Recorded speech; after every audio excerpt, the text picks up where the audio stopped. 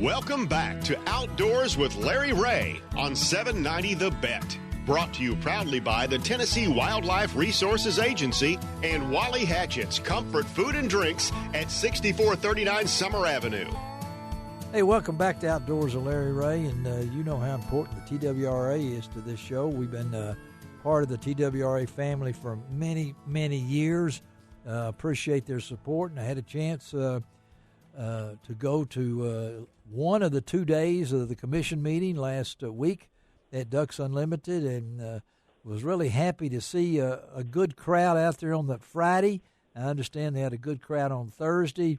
Folks, you really need to put that on your bucket list to see how our state works. We've got some dedicated commissioners that don't get paid a dime, but they're up there trying to help out. And I tell you what, we have got some good folks in West Tennessee, too, that were recognized, and we talked a little bit beforehand on the last segment with Nathan Warden, a lake manager who got Biologist of the Year, and then all of a sudden I see up there, I didn't recognize him at first because I don't think I've ever seen him in a coat and tie, but I don't know why. I don't know why they make everybody wear coat and ties at those commission meetings.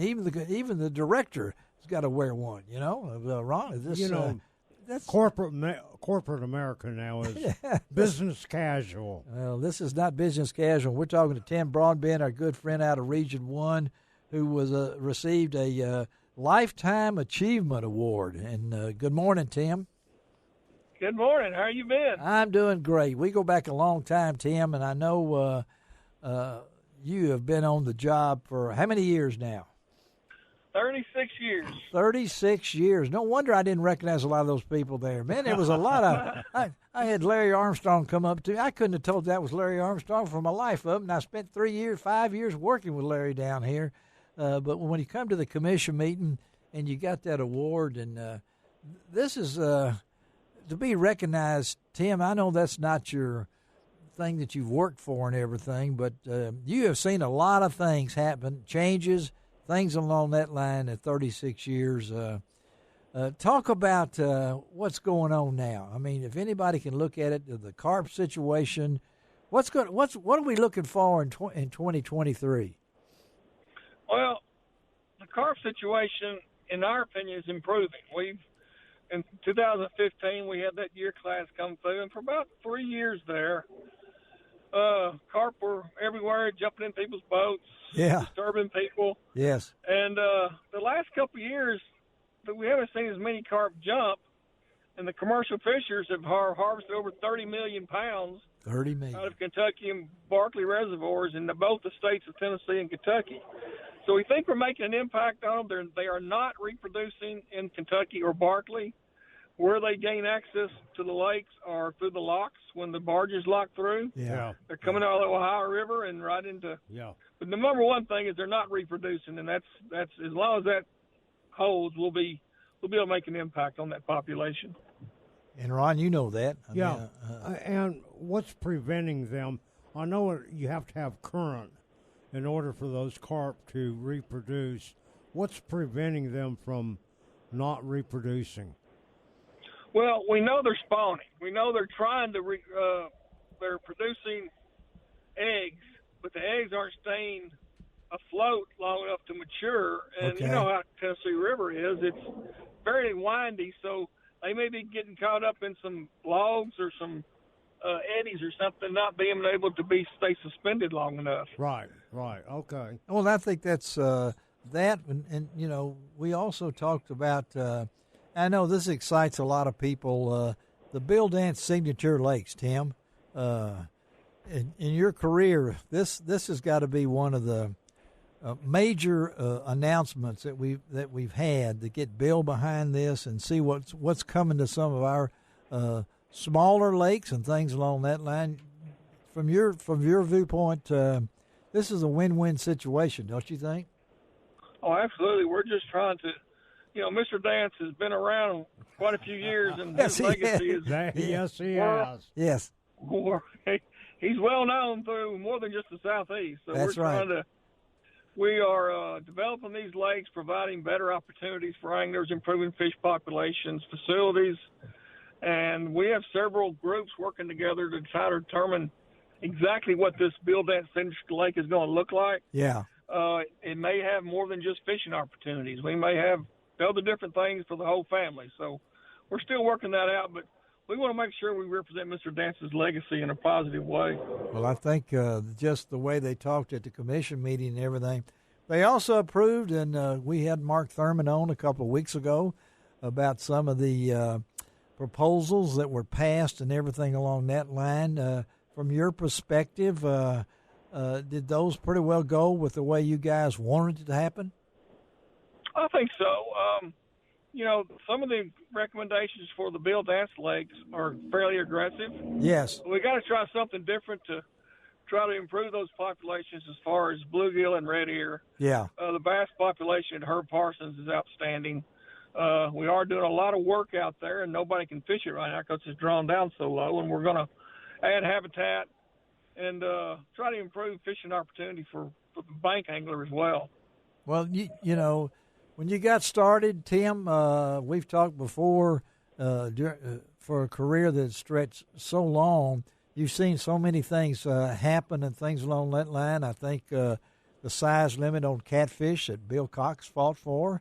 That's on the Mississippi River. That was a major. Well, that's going to really help sustain the population of catfish more than anything else. Not only large catfish, but the sustainability is what you have to look at. And you guys have done a great job in looking at those kind of things, looking at size managements and all of the different lakes and that kind of stuff.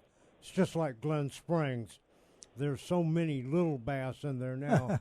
To take away the limit there of how many you can catch is going to do nothing but help the lake. And those kind of decisions are hard to make, but you guys do a great job doing it.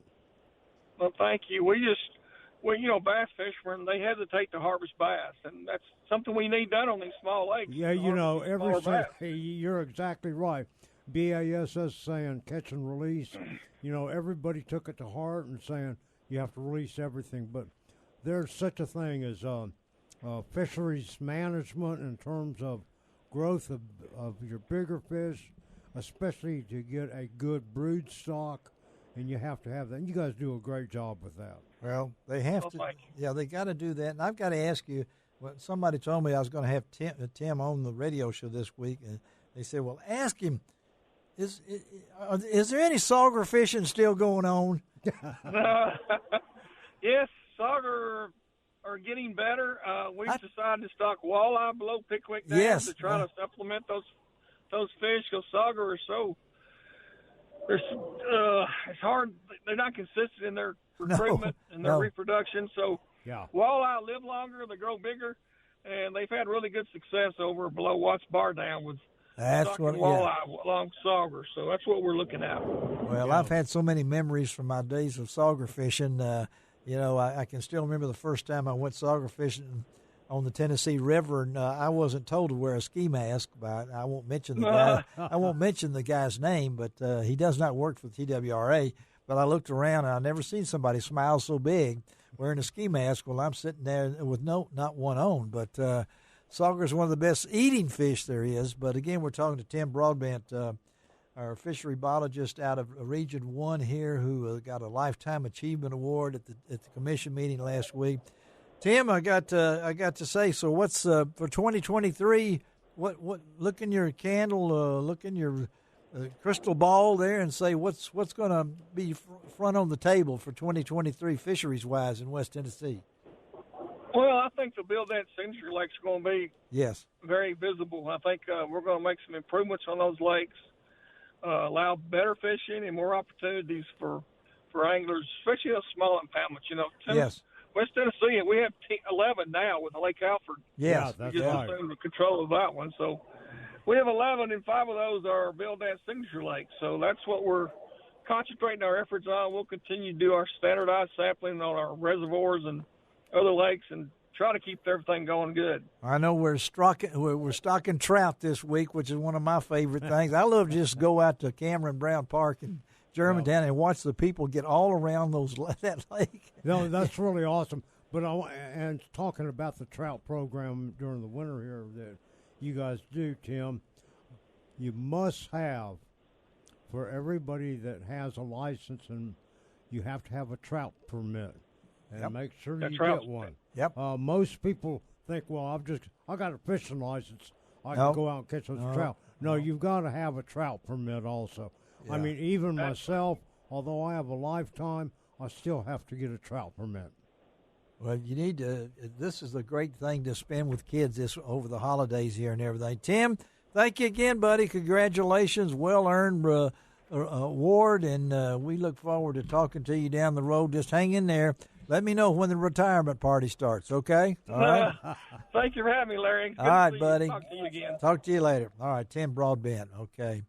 I got to see Dave Rizzuto was at the commission meeting. Oh, was he? I didn't get to talk much with Dave, but it was good to see Dave there. But we got they do a lot of good work, and and I have to tell you, it is almost a thankless job that they do. Yeah, I mean, they're going to make some tough decisions. Yep, and it's not going to please everybody. And oh, really? You don't think so? Yeah. I don't think so. I don't think you're talking about fishermen. No, fisheries.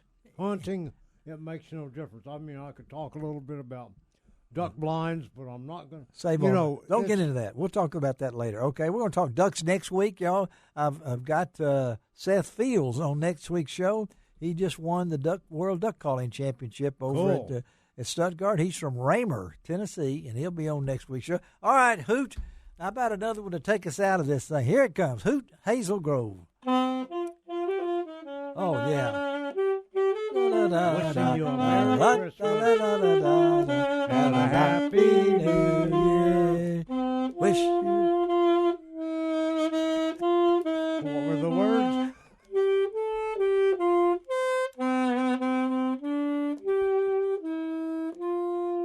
Folks, he makes it look so easy. Playing that reed instrument, I could never master that reed instrument. It's hard. A turkey call, the mouth call, man. Will Primos even made me my own special mouth call. I can't do it, but great job. Well, let's take a break. Come right back. Hoot's in the house. Ron's in the house. Shelby's in the house. I'm not sure where I am. We'll be right back on Outdoors with Larry Ray. Outdoors with Larry Ray. Outdoors with Larry Ray.